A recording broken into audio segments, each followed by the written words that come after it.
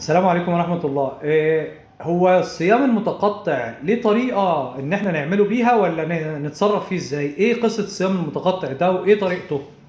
طيب، أول حاجة حضرتك أو حضرتك لو محتاجة تعملي نظام رجيم بالصيام المتقطع، يبقى أول حاجة بنعملها إن إحنا بنمتنع عن السكريات وأي حاجة مسكرة لمدة يومين، ونبدأ الصيام في اليوم الثالث.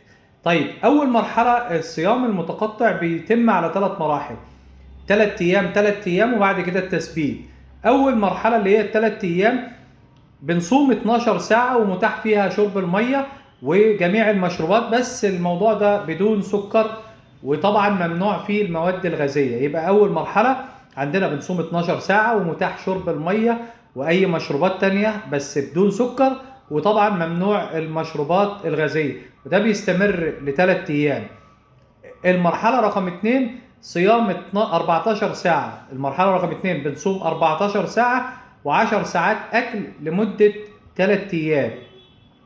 بعد كده المرحلة رقم 3 بنزود مدة الصيام أكتر، نخليها 16 ساعة و8 ساعات أكل، وبيتم التثبيت على المرحلة دي. طبعا من ضمن الحاجات خضار الفاكهة بدون الممنوعات، وشرب المية كتير جدا، والحركة. كل الكلام ده مثلث ب3 أضلاع عشان تقدر تخس. يبقى تشرب مية كتير، تعمل رياضة أو تمشي مع النظام اللي حضرتك عامله، وإن شاء الله يجيب مع حضرتك نتيجة.